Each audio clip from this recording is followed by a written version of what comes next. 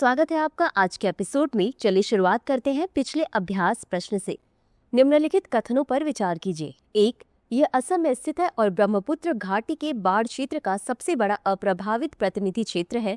2. इसे वर्ष 1985 में यूनेस्को विश्व धरोहर स्थल घोषित किया गया था। 3. इसमें बहने वाली डिफ्लू नदी के अलावा 250 से अधिक मौसमी जल निकाय भी हैं। निम्नलिखित में से कौन सा स्थान उपर्युक्त विवरण से सबसे अधिक सुमेलित है? ए. मानस राष्ट्रीय उद्यान, बी. काजीरंगा राष्ट्रीय उद्यान, सी. नामेरी राष्ट्रीय उद्यान, डी. डिब्रू सैखोवा राष्ट्रीय उद्यान। इस प्रश्न का सही उत्तर है विकल्प बी. काजीरंगा राष्ट्रीय उद्यान। चलिए देखते हैं इसके विश्लेषण को। यह असम राज्य में स्थित है और ब्रह्मपुत्र घाटी के बाढ़ क्षेत्र में सबसे बड़ा अप्रभावित और प्रतिनिधि क्षेत्र है। इसे वर्ष 1974 में राष्ट्रीय उद्यान घोषित किया गया। इसे वर्ष 2007 से बाघ अभ्यारण्य घोषित किया गया है। इसका कुल बाघ अभ्यारण्य क्षेत्र 1030 वर्ग किलोमीटर है तथा इसका मुख्य क्षेत्र 430 वर्ग किलोमीटर है। इसे वर्ष 1985 में यूनेस्को विश्व धरोहर स्थल घोषित किया गया था। इसे बर्ड लाइफ इंटरनेशनल द्वारा एक महत्वपूर्ण पक्षी क्षेत्र के रूप में मान्यता दी गई है। यह विश्व के सबसे ज्यादा एक सींग वाले गैंडों का घर है। पोबितोरा वन्यजीव अभ्यारण्य में विश्व में एक सींग वाले गैंडों की सबसे ज्यादा संख्या है और काजीरंगा राष्ट्रीय उद्यान के बाद असम में गैंडों की दूसरी सबसे ज्यादा संख्या है। काजीरंगा में संरक्षण प्रयासों का मुख्य ध्यान बिग 4 प्रजातियों पर केंद्रित है, अर्थात गैंडा, हाथी, रॉयल बंगाल टाइगर और एशियाई जल भैंसा। काजीरंगा भारतीय उपमहाद्वीप में पाए जाने वाले 14 प्राइमेट्स प्रजातियों में से 9 का भी आश्रय स्थल है। पार्क में 250 से अधिक मौसमी जल निकाय हैं। इसके अलावा डिप्लू नदी भी इसके मध्य से होकर बहती है। तो चलिए शुरुआत करते हैं आज के एपिसोड की पहले प्रश्न से। प्रधानमंत्री मातृ वंदना योजना के संबंध में निम्नलिखित कथनों पर विचार करें। 1.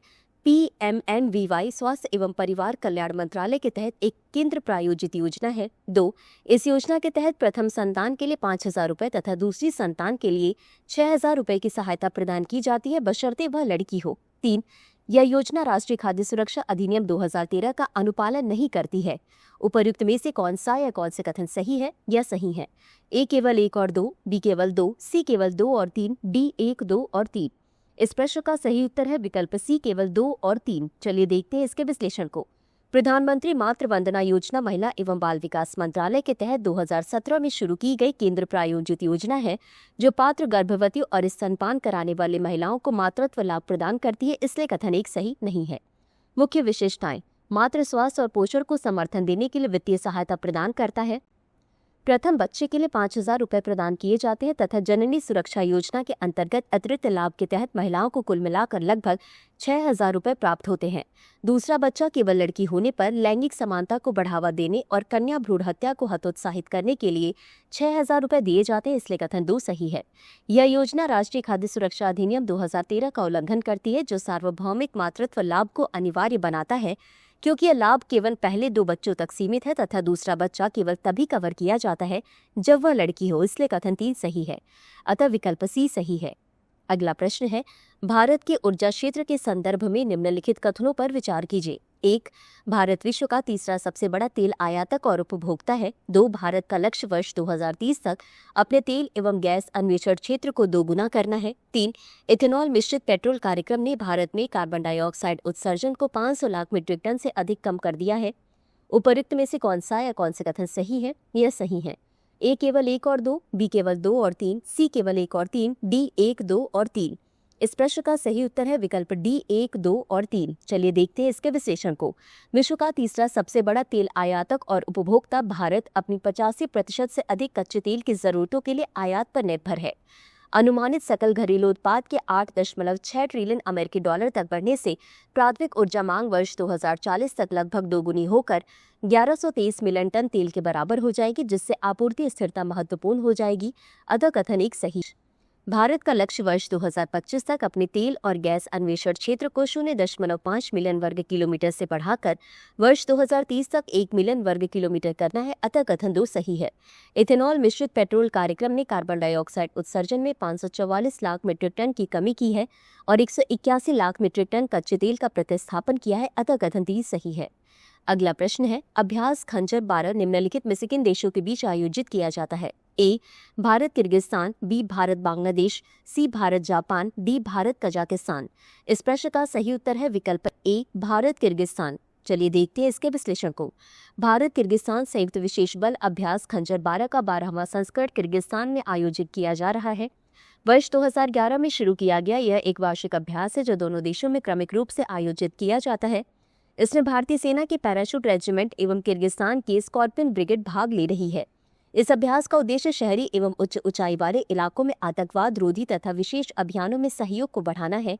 इसके मुख्य क्षेत्रों में स्नाइपिंग, बिल्डिंग इंटरवेंशन एवं माउंटेन वारफेयर शामिल है। इसके अतिरिक्त किर्गिज त्योहार, नौरोज समारोह सहित सांस्कृतिक आदान प्रदान से द्विपक्षीय संबंध मजबूत होंगे, अतः विकल्प ए सही है। अगला प्रश्न है, परमाणु अप्रसार संधि के बारे में निम्नलिखित में से कौन सा सही है? ए, एनपीटी के तहत सभी देशों को एक निश्चित समय सीमा के अंदर अपने परमाणु हथियारों को नष्ट करना अनिवार्य किया गया है। बी, इसमें परमाणु हथियार संपन्न देशों को उन राज्यों के रूप में परिभाषित किया गया है जिनके पास 1 जनवरी 1967 से पहले परमाणु हथियार थे। सी, भारत एनपीटी का हस्ताक्षर करता है। डी, एनपीटी को संयुक्त राष्ट्र सुरक्षा परिषद द्वारा लागू किया जाता है। इस प्रश्न का सही उत्तर है विकल्प बी। चलिए देखते हैं इसके विश्लेषण को।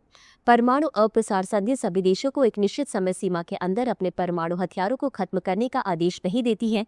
इसके तहत परमाणु हथियार संपन्न देशों को बिना किसी समय सीमा के निरस्त्रीकरण करने की आवश्यकता है, जबकि गैर परमाणु हथियार वाले देशों को शांतिपूर्ण उद्देश्य हेतु परमाणु तकनीक का उपयोग करने की अनुमति दी गई है।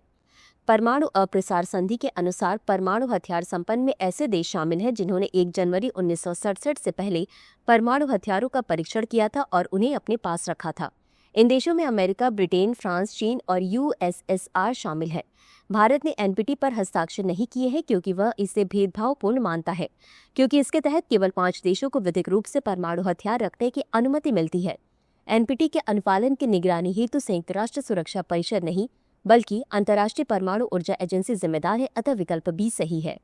अगला प्रश्न है, खादी और ग्रामोद्योग आयोग के संबंध में निम्नलिखित कथनों पर विचार कीजिए। 1, यह खादी और ग्रामोद्योग आयोग अधिनियम 1956 के तहत स्थापित एक वैधानिक निकाय है और सूक्ष्म, लघु और मध्यम उद्यम मंत्रालय के अधीन कार्य करता है। बी, शहद मिशन KVIC की एक पहल है जो मधुमक्खी पालन और शहद उत्पादन को बढ़ावा देती है और अतिरिक्त आय के लिए मधुमक्खी पालन को कृषि के साथ एकीकृत करती है।